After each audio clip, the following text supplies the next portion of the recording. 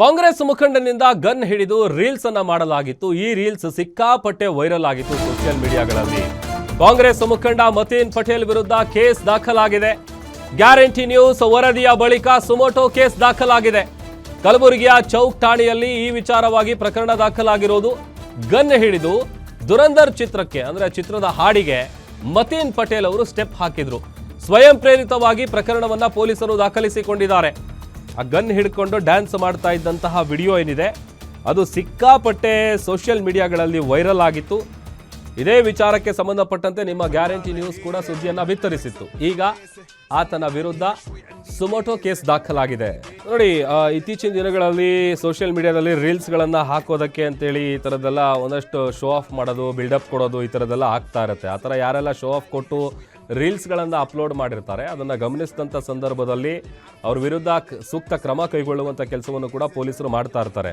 ಅದು ಸಾಕಷ್ಟು ಉದಾಹರಣೆಗಳು ಇತ್ತೀಚಿನ ದಿನಗಳಲ್ಲಿ ನಡೀತಾ ಇದೆ. ಅದೇ ರೀತಿಯಾಗಿ ಮತೀನ್ ಪಟೇಲ್ ಅವರು ಗನ್ ಹಿಡ್ಕೊಂಡು ಪೋಸನ್ನು ಕೊಟ್ಟಿದ್ರು. ಆ ಒಂದು ದುರಂಧರ್ ಸಿನಿಮಾದ ಸಾಂಗಿಗೆ ಭರ್ಜರಿ ಸ್ಟೆಪ್ಗಳನ್ನು ಆಡಿದರು.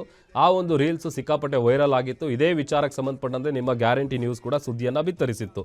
ಈಗ ಮತೀನ್ ಪಟೇಲ್ ವಿರುದ್ಧ ಕೇಸ್ ದಾಖಲಾಗಿದೆ. ಕಲಬುರಗಿಯ ಚೌಕ್ ಠಾಣೆಯಲ್ಲಿ ಇದೇ ವಿಚಾರಕ್ಕೆ ಸಂಬಂಧಪಟ್ಟಂತೆ ಪ್ರಕರಣ ದಾಖಲಾಗಿದೆ.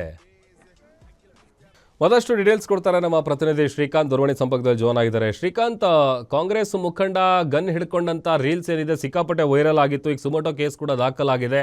ಮುಂದೇನು ಅಂತ? ಎಸ್ ಪ್ರಭು, ಏನಂದ್ರೆ ಕಲಬುರಗಿ ಜಿಲ್ಲೆಯ ಅಫಜಲ್ಪುರದ ಕಾಂಗ್ರೆಸ್ ಮುಖಂಡ ಏನಿದೆ ಮತೀನ್ ಪಟೇಲ್ ಆ ಕಾರ್ಯಕ್ರಮವೊಂದರಲ್ಲಿ ಗನ್ ಹಿಡಿದುಕೊಂಡು ದುರಂಧರ್ ಹಾಡಿಗೆ ಸ್ಟೆಪ್ ಹಾಕುವ ಮೂಲಕ ಕಾಂಟ್ರವರ್ಸಿಗೆ ಕಾರಣವಾಗಿದ್ದು. ಇನ್ನು ಈ ಕುರಿತು ಗ್ಯಾರಂಟಿ ನ್ಯೂಸ್ ಅನ್ನು ಸುದ್ದಿ ಬಿತ್ತರ ಮಾಡಿದ್ದು. ಸುದ್ದಿ ಪ್ರಸಾರವಾದ ಬೆನ್ನಲ್ಲೇ ಇದೀಗ ಪೊಲೀಸರು ಸುಮೋಟೋ ಪ್ರಕರಣವನ್ನು ದಾಖಲಿಸಿಕೊಂಡಿರುವಂತದ್ದು. ಏನು ಕಲಬುರಗಿ ನಗರದ ಚೌಕ್ ಪೊಲೀಸ್ ಠಾಣೆಯಲ್ಲಿ ಈ ಕುರಿತು ಪ್ರಕರಣ ದಾಖಲಾಗಿದ್ದು, ಪೊಲೀಸರು ಮತೀನ್ ಪಟೇಲ್ ಪ್ರದರ್ಶನ ಮಾಡಿದಂತಹ ಗನ್ ಲೈಸೆನ್ಸ್ ಗನ್ನ ಅಥವಾ ನಕಲಿ ಗನ್ನ, ಟಾಯ್ ಗನ್ನ ಎನ್ನುವುದರ ಕುರಿತು ತನಿಖೆಯನ್ನು ನಡೆಸಲು ಮುಂದಾಗಿರುವಂತದ್ದು. ಸದ್ಯ ಚೌಕ್ ಪೊಲೀಸ್ ಠಾಣೆಯಲ್ಲಿ ಪ್ರಕರಣವನ್ನು ದಾಖಲಿಸಿಕೊಂಡಿದ್ದ ಪೊಲೀಸರು ಪ್ರಕರಣವನ್ನು ಕೂಲಂಕುಷವಾಗಿ ತನಿಖೆ ನಡೆಸೋದಕ್ಕೆ ಮುಂದಾಗಿರುವಂತದ್ದು. ಪ್ರಭು, ಓಕೆ, ಥ್ಯಾಂಕ್ ಯು ನಿಮ್ಮೆಲ್ಲ ಡೀಟೇಲ್ಸ್ಗಾಗಿ.